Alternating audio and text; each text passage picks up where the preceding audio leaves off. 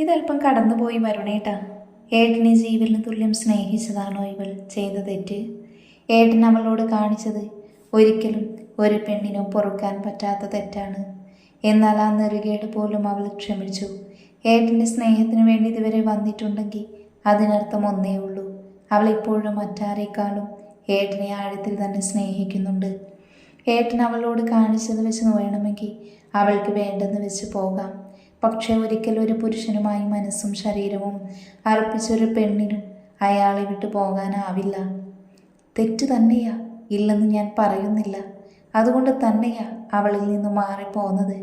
ഒരിക്കലും ഇവളെ പോലൊരു നല്ലൊരു മനസ്സുള്ള പെണ്ണിന് ചേർന്നവനല്ല ഞാൻ. എൻ്റെ കുത്തഴിഞ്ഞ ജീവിതം അതിപ്പൊന്ന് ശരിയായി വന്നതേ ഉള്ളൂ. അവിടെ വീണ്ടും അവളെ പിടിച്ചിട്ട് വേദനിപ്പിക്കാൻ ഞാൻ ആഗ്രഹിക്കുന്നില്ല. തെറ്റുപറ്റാത്തവരായി ആരുമില്ല ഈ ലോകത്ത്. നിന്റെ മുന്നിൽ നിൽക്കുന്ന ഈ ഞാൻ തന്നെ ദേ ഇവളെ എൻ്റെ രുദ്രയെ എത്രമാത്രം ആട്ടി ഓടിപ്പിച്ചിട്ടുണ്ടെന്നോ. എന്നിട്ടും അവൾ എന്നെ വിട്ടു പോയില്ല. ഇന്ന് ഈ ബദ്രി ഇങ്ങനെ മാറിയെങ്കിൽ അത് അവൾ കാരണമാണ്. ഇന്ന് ഈ ലോകത്ത് ഞാൻ ഏറ്റവും കൂടുതൽ സ്നേഹിക്കുന്നതും ഇവളെ തന്നെയാണ്. കഴിഞ്ഞു പോയതോർത്തിരുന്നിട്ട് കാര്യമില്ല. നിനക്ക് പറ്റിയത് തെറ്റാണ് എന്ന ബോധവും ആ തെറ്റ് തിരുത്താനുള്ള മനസ്സും എപ്പോൾ നിന്നിൽ നിന്ന് വന്നു അപ്പം മുതൽ നീ പുതിയൊരു വരുണായി മാറിക്കഴിഞ്ഞിരിക്കുന്നു. ഇന്ന് നീ ചെയ്ത ആ വലിയ തെറ്റ് അത് തിരുത്താനുള്ള അവസരമാണ്. നിന്റെ മുൻപിൽ ഇന്ന് ആദിത്യയുടെ രൂപത്തിൽ നിൽക്കുന്നത് അവളെ നീ സ്വീകരിക്കണമെന്നാണ് എൻ്റെ അഭിപ്രായം. മറിച്ചാണെങ്കിൽ നിനക്ക് ബദ്രി എന്നൊരു സഹോദരൻ ഇല്ലെന്ന് കരുതിയാൽ മതി. ബദ്രി, നീ എന്തൊക്കെയാ പറയുന്നത്? നിങ്ങളെ ഒന്നും എനിക്കിനി പഴയതുപോലെ വേണ്ടെന്ന് വെക്കാൻ ആവില്ല. എനിക്ക് എല്ലാവരെയും വേണം. നിനക്ക് ഞങ്ങളെല്ലാവരെയും വേണമെങ്കിൽ അവളെ, ഈ നിൽക്കുന്നവളെ നിന്റെ ജീവിതത്തിലേക്ക് സ്വീകരിക്കാൻ പറ്റുമോന്ന്? അങ്ങനെയെങ്കിൽ ഞങ്ങളെല്ലാവരും എന്നും നിനക്കൊപ്പം ഉണ്ടാവും. മറിച്ചാണെങ്കിൽ ബദ്രി അത്രയും പറയുമ്പോൾ രുദ്ര വരുണിനെ നോക്കി പറഞ്ഞു, സമ്മതമാണെന്ന് പറയേട്ടാ. ഏട്ടൻ്റെ സന്തോഷം അതാ ഞങ്ങൾക്ക് വലുത്. ഇവളെ ഏട്ടൻ്റെ ലൈഫിലേക്ക് കൂട്ടിയ ഏട്ടന് സന്തോഷം മാത്രമേ ഉണ്ടാകൂ എന്ന് ഞങ്ങൾക്കറിയാം. വരുൺ ഭദ്രയെയും രുദ്രയെയും മാറി മാറി നോക്കി. എന്നിട്ട് പറഞ്ഞു, നിങ്ങളുടെ ഇഷ്ടം അതാണെങ്കിൽ ഞാനായി ഇനി എതിര് നിൽക്കുന്നില്ല. എനിക്ക് സമ്മതം ഇവളെ എൻ്റെ ജീവിതത്തിലേക്ക് കൂട്ടാൻ. ഞങ്ങൾ പറഞ്ഞു എന്ന കാരണം കൊണ്ട് നീ ഇവളെ സ്വീകരിക്കണ്ട. നിന്റെ പൂർണ്ണ ഇഷ്ടത്തോടെ സമ്മതിക്കണം. അതാ ഞങ്ങൾക്കും ദേ നിൽക്കുന്നവൾക്കും വേണ്ടത്. എനിക്ക് പൂർണ്ണ സമ്മതമാണ് ബദ്രി. അത് കേൾക്കുമ്പോൾ ആദിത്യയുടെ കണ്ണുകൾ തിളങ്ങി. ആനന്ദത്താൽ കണ്ണീർ കണങ്ങൾ പുറത്തേക്ക് വർഷിച്ചു. രുദ്ര അവളെ തന്നിലേക്ക് ചേർത്ത് പിടിച്ചു, സ്വന്തം കൂടപ്പിറപ്പിനെ പോലെ. അന്നത്തെ രാത്രി വർണ്ണമുള്ളതാക്കി മാറ്റി എല്ലാവരും. ആദിത്യയും വരുണും തമ്മിലുള്ള ബന്ധത്തെപ്പറ്റി ബദ്രി തന്നെ എല്ലാവരോടും അവതരിപ്പിക്കുമ്പോൾ എല്ലാവർക്കും സന്തോഷം മാത്രമാണ് ഉണ്ടായത്. നാളത്തെ കല്യാണങ്ങൾ കഴിഞ്ഞ് ബദ്രി എല്ലാവരെയും കൂട്ടി വരുണിനു വേണ്ടി അവളെ ചോദിക്കാൻ വരുമെന്ന് പറഞ്ഞതും അവളുടെ സന്തോഷം പറഞ്ഞറിയിക്കാൻ പറ്റാത്തതിലും അപ്പുറമായിരുന്നു. അന്നത്തെ രാത്രി ആർക്കും ഉറക്കമില്ല. പെൺപടയെല്ലാം നാളെ കല്യാണത്തിന് ഇപ്പോഴേ അണിഞ്ഞൊരുങ്ങുന്നതിനെ പറ്റിയുള്ള ഗവേഷണത്തിലായിരുന്നു. ഒപ്പം ആൺപട പെൺപടകളെ എങ്ങനെ അവരെക്കാൾ മുഞ്ചന്മാരായി ഞെട്ടിക്കാം എന്നതിലായിരുന്നു. രുദ്ര ഇതിലൊന്നും വിടാതെ ഭദ്ര അവളെ പിടിച്ചു റൂമിൽ കൊണ്ടുവന്നിരുത്തിയിരിക്കുവാണ്. അവൾക്കാണെങ്കിൽ എങ്ങനെയും പെൺപടയുടെ അടുത്ത് പോകണമെന്നായിരുന്നു ആഗ്രഹം. രുദ്ര ഒന്ന് ചിണുങ്ങിക്കൊണ്ട് ഭദ്രയെ മെല്ലെ തോണ്ടി വിളിച്ചുകൊണ്ട് പറഞ്ഞു, ഞാനും പോയിക്കോട്ടെ അവരുടെ അടുത്ത്? വേണ്ട എൻ്റെ പൊന്നുമോളെ, ഇവിടെ ഇരുന്നാൽ മതി. ഞാൻ മിണ്ടാതിരുന്നോളാം. വേണ്ടെന്ന് പറഞ്ഞില്ലേ? പ്ലീസ് ഏട്ടാ. ഞാൻ പറഞ്ഞു ഇല്ലെന്ന്. ഭദ്രയെ നോക്കി മുഖം കൂർപ്പിച്ചുകൊണ്ട് അവൾ ബെഡിലേക്ക് കിടന്നു. ഭദ്ര അവൾ ഉറങ്ങുന്നത് വരെ അവിടെ ഇരുന്ന ശേഷമാണ് അവിടെ നിന്നും എഴുന്നേറ്റ് പോകുന്നത്. ഹരീന്ദ്രൻ കിടക്കുന്ന റൂമിലേക്ക് കയറാൻ കൂടെ പറ്റാത്ത അത്രയും ദുർഗന്ധം നിറഞ്ഞു. അവൻ്റെ ശരീരത്തിൽ നിന്ന് പുഴുക്കൾ വമിച്ചു. നിലത്തേക്ക് അവ പടർന്നിരുന്നു. ഇപ്രാവശ്യം ഭദ്ര വരുമ്പോൾ അവനിൽ ജീവനുണ്ട് എങ്കിലും ഒന്നലറി വിളിക്കാൻ പോലും കഴിയാത്ത അവസ്ഥ. ഭദ്രയ്ക്ക് ആ കാഴ്ച കാണുകെ പുച്ഛം നിറഞ്ഞു വന്നു. മുന്നിൽ നിൽക്കുന്ന സിദ്ധുവിനെ നോക്കി ഭദ്ര പറഞ്ഞു, ഇന്നുകൊണ്ട് ഇവനെന്ന അധ്യായം ഇവിടെ തീരണം. നാളെ മുതൽ പുതിയൊരു ജീവിതം എല്ലാവർക്കും മുൻപിലും തുറക്കുമ്പോൾ ഇവൻ ഈ ഭൂമിക്ക് ഭാരമായി ഉണ്ടാവാൻ പാടില്ല. നീ പറഞ്ഞതുപോലെ എല്ലാം റെഡിയാണ്. സിദ്ധു അത് പറയുമ്പോൾ ഭദ്ര എല്ലാവരോടും പുറത്തേക്ക് പോകാനായി പറഞ്ഞു. അവസാനമായി ഭദ്ര ഹരീന്ദ്രന് മുൻപിൽ നിന്ന് അവൻ്റെ മൃദുവിനെ പോലെ പിന്നെ മെല്ലെ അവനെ മറികടന്ന് ഭദ്രയും പുറത്തേക്ക് വന്നു. മുന്നിൽ കിടന്ന പെട്രോൾ നിറച്ച വണ്ടിയിൽ നിന്നും ഹരീന്ദ്രനായിട്ട് വീടിന് പുറത്തു ചുറ്റുമായി ആ പെട്രോൾ ഒഴിച്ചു. ഒപ്പം ചെറിയൊരു തീപ്പൊരി കത്തിച്ച് ചുണ്ടിലിരുന്ന് സിഗരറ്റ് ആഞ്ഞു വലിച്ചു ബദ്രി. ഒന്നല്ല 3 തവണ. പിന്നെ അവൻ അതേ സിഗരറ്റിലെ തീ തണ്ണി വലിച്ചെറിയുമ്പോൾ അവിടെ ആളിക്കത്തി. ആ തീക്കൊപ്പം ഹരീന്ദ്രൻ എന്നാൽ ഇപ്രാവശ്യം ഒന്ന് നിലവിളിക്കാൻ കഴിയാത്ത വിധം അവൻ്റെ ശരീരം പുഴുവരിച്ചിരുന്നു.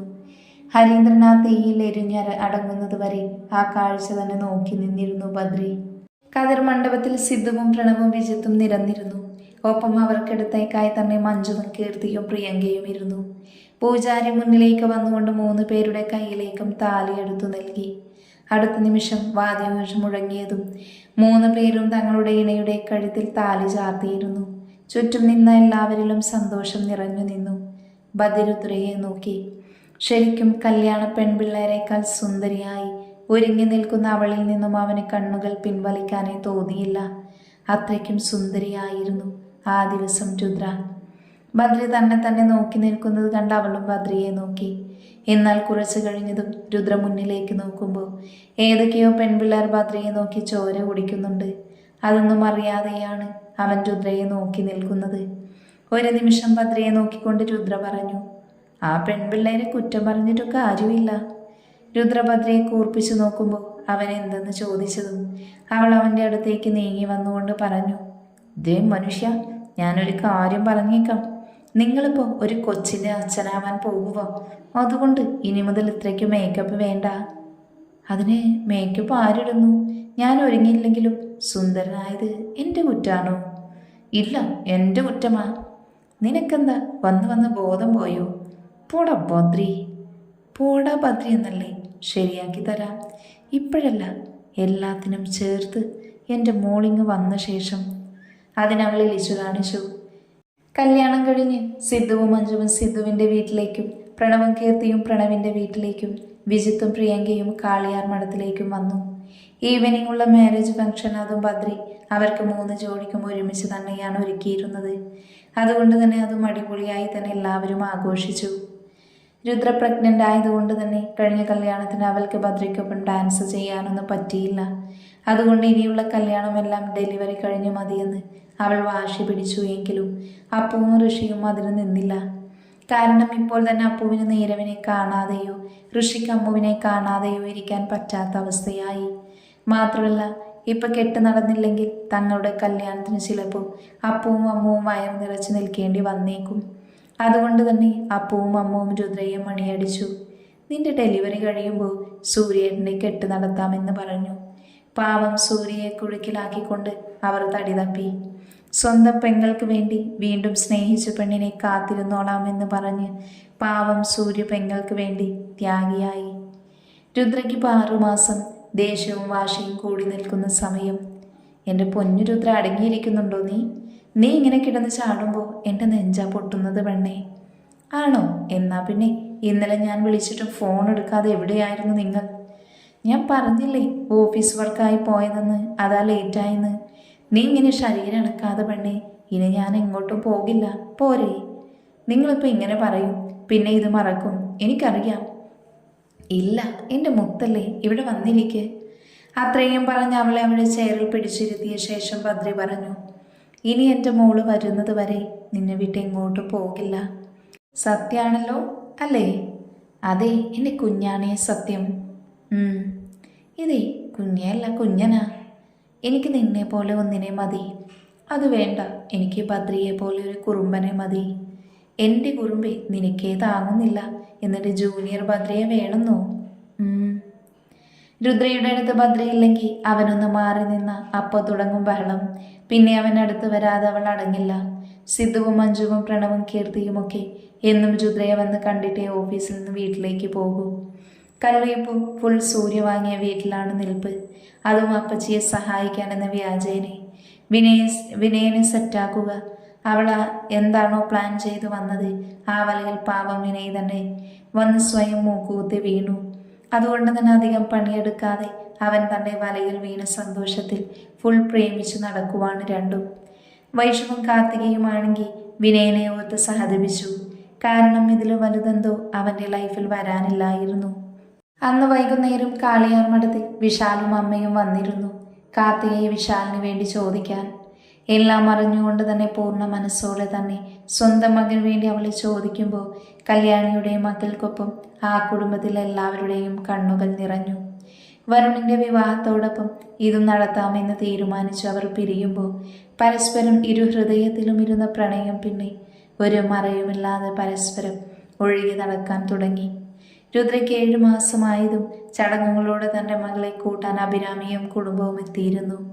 ബദ്രി ആദ്യം എതിർപ്പ് പറഞ്ഞെങ്കിലും അവൾ തൊട്ടടുത്ത് തന്നെ ഉണ്ടല്ലോ, അവന് എപ്പോൾ വേണമെങ്കിലും വന്ന് കാണാം എന്നൊക്കെ പറഞ്ഞ് ഒപ്പം എല്ലാവരും ഈ സമയം അമ്മയുടെ സാന്നിധ്യം അത് അവൾക്കേറെ വേണ്ട ടൈമാണെന്നും കൂടെ പറഞ്ഞതും ബദ്രി സമ്മതിച്ചു.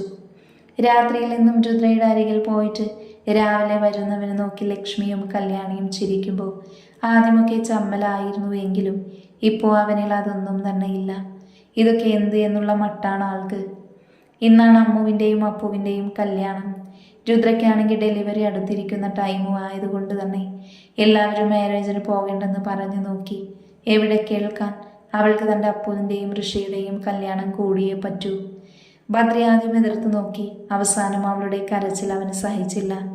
രാവിലെ ബദ്രി ഒരുങ്ങി ഇറങ്ങുമ്പോൾ തന്നെ റെഡിയായി വരുന്ന തൻ്റെ പെണ്ണിനെ കണ്ട് അവൻ്റെ കണ്ണുകൾ വിടർന്നു.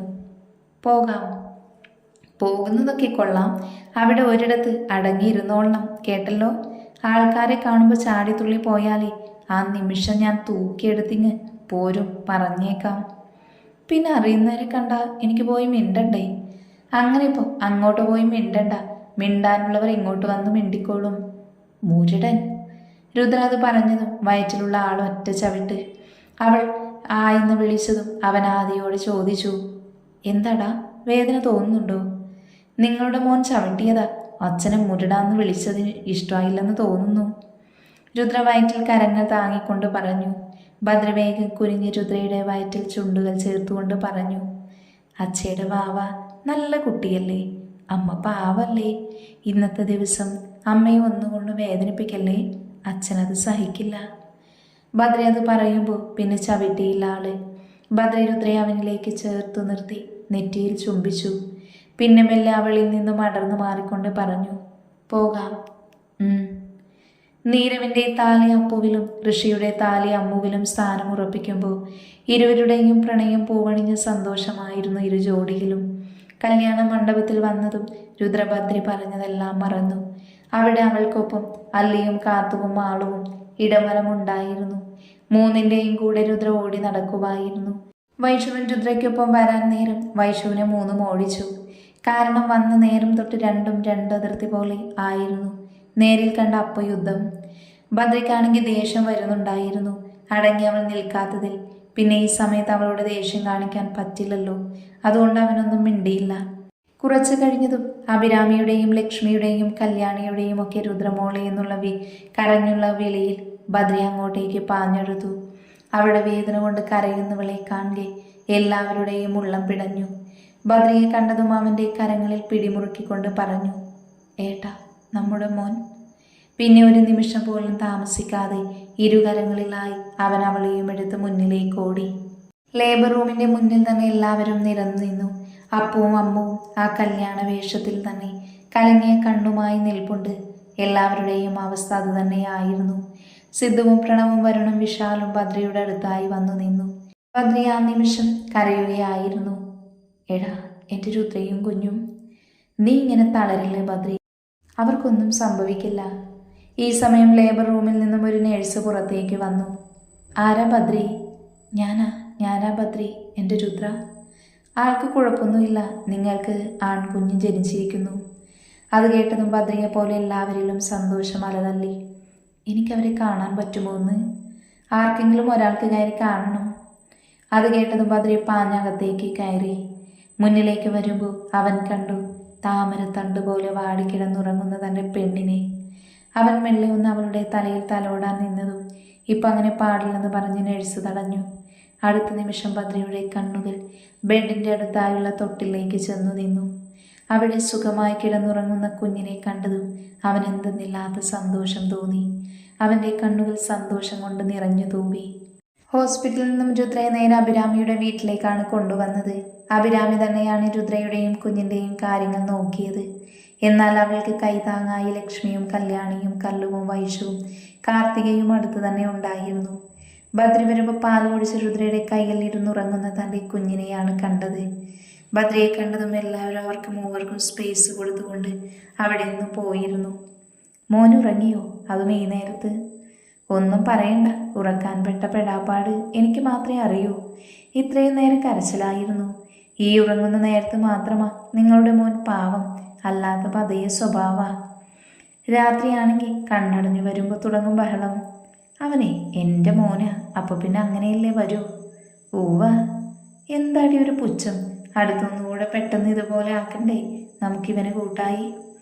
അതെ, ഇവൻ വന്ന ക്ഷീണം തന്നെ മാറിയില്ല, അപ്പോഴാണ് അടുത്തത്. ഇനി ഈ അടുത്ത കാലത്ത് ഇവനൊരു കൂട്ട് വേണ്ട. അതിന് സമയം ഇഷ്ടം പോലെ ഉണ്ടല്ലോ, അപ്പം ആലോചിക്കാം. നീ ആലോചിച്ചോ, ഞാൻ പ്രൊഡ്യൂസ് ചെയ്തോളാം. അയ്യേ വഷളൻ. ഭദ്രമല്ലേ അവളുടെ അരികിൽ വന്നിരുന്നു. കുഞ്ഞിന് മുത്തം നൽകി. ഒപ്പം രുദ്രയുടെ കവിളിൽ ചുണ്ടുകൾ പതിപ്പിച്ചു. പിന്നെ മെല്ലെ അവളുടെ ആദരത്തിൽ മൃദുവായി മുത്തി. എന്തായാലും ഇപ്പോൾ ഉമ്മയിൽ നിർത്താനേ യോഗമുള്ളൂ. 3 മാസം കൂടി കഴിഞ്ഞോട്ടെ, ശരിയാക്കി തരുന്നുണ്ട്. അതിന് ഞാൻ 3 മാസം കഴിഞ്ഞ് അങ്ങോട്ട് വന്നാലല്ലേ? വന്നില്ലെങ്കിൽ കൊണ്ടുപോകാനേ ഭദ്രയ്ക്കറിയാം. അതെന്നെ കൊണ്ട് ചെയ്യിക്കല്ലേ മോളെ.